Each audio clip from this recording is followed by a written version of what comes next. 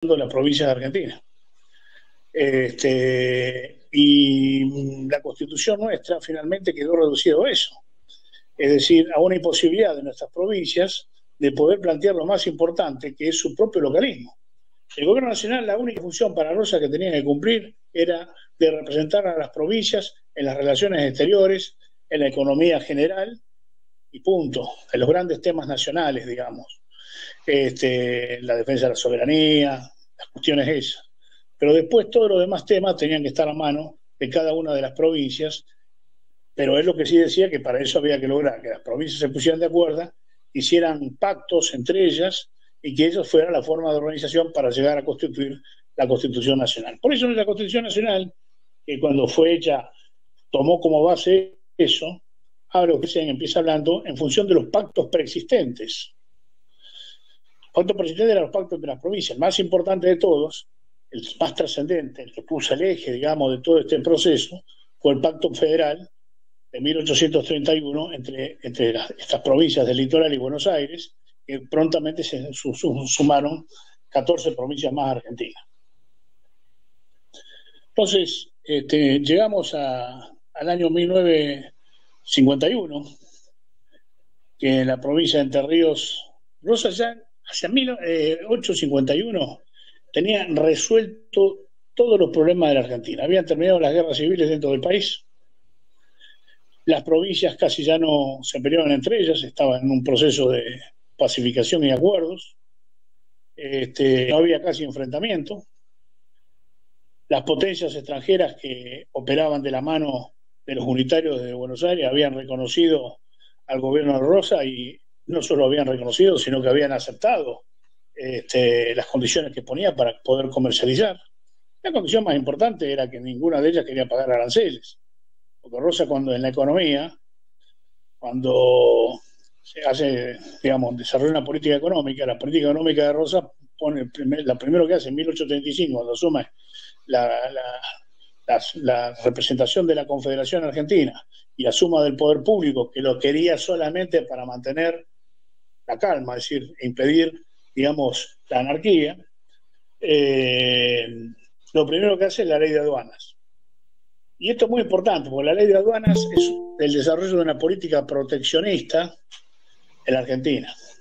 Es el desarrollo de una política que protege a la producción de tejidos en Córdoba, a la fábrica de carretas en el oeste argentino, a la producción de azúcar en el norte argentino, porque se importaba el azúcar, a los viñedos de Mendoza.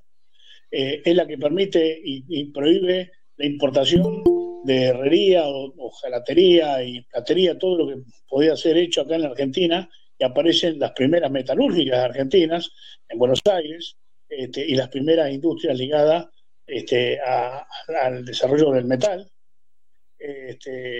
Había en el momento de la caída de Rosa cerca de 170 fábricas en Buenos Aires, que ya funcionaban, obviamente no como la fábrica de hoy en día, pero eran fábricas, talleres, digamos, donde había una gran cantidad de aprendices que iban desarrollando la economía. La economía de Rosa es considerada incluso vista desde afuera como una de las mejores economías del mundo, porque Rosa lo que hace con el proteccionismo económico, es decir, con el aislamiento, como decían nosotros, pero en realidad el proteccionismo económico, lo que hace es permitir que no entre la importación desde afuera, a partir de la teoría del librecambismo, que lo que hacían era arruinar la economía argentina.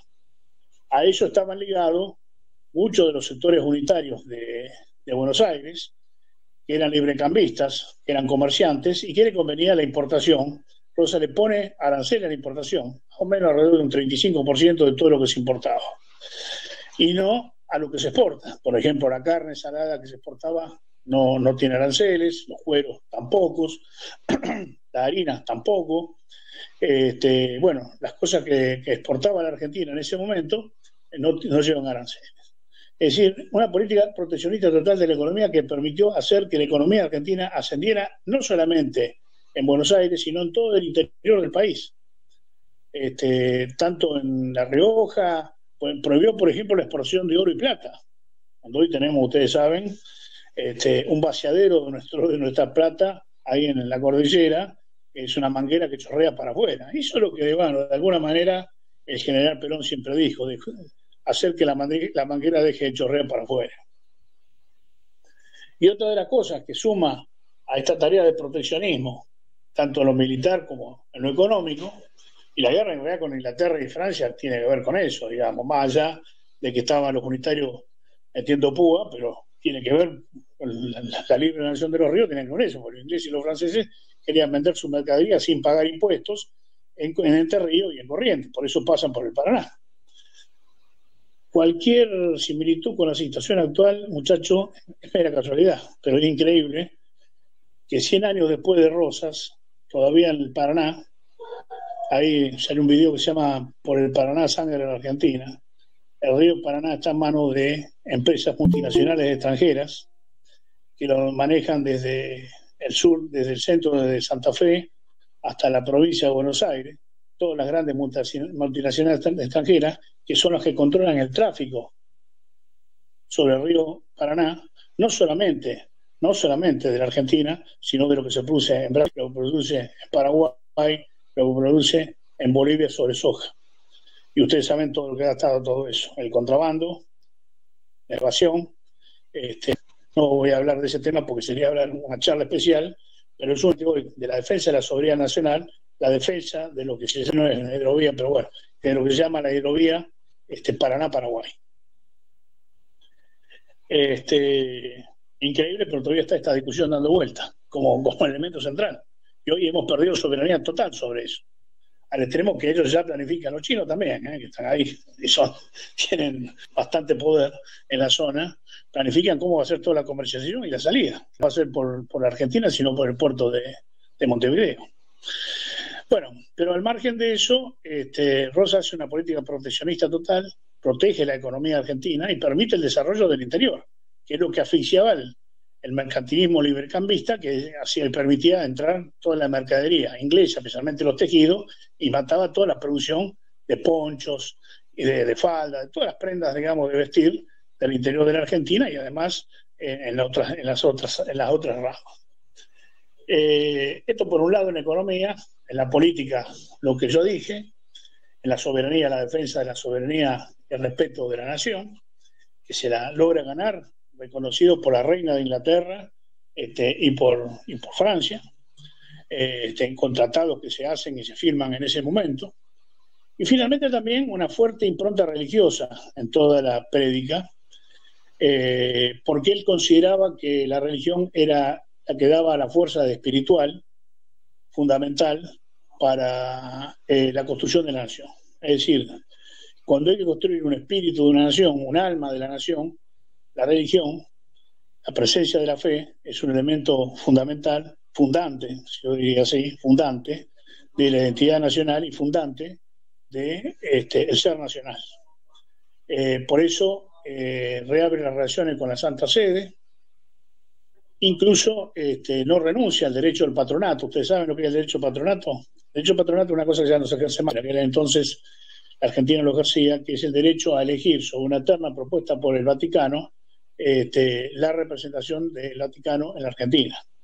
Es decir, el obispo que representa al Vaticano en la Argentina. Esto después de Rosas se disolvió y va a pasar muchos años hasta que vuelva nuevamente a la Argentina un obispo elegido del Vaticano acá en la Argentina. Muchos años van a pasar allá por 1880, por allá más o menos. Cuando pasa un obispo que va de Italia para Chile, se da cuenta que aquí no hay representación del Vaticano en la Argentina. Rosas no renuncia a eso y sí estimula la religión, está en contra de separar la religión del Estado, defiende la familia, está en contra de la separación de la familia, por eso cree que la familia tiene que tener una profunda religiosidad.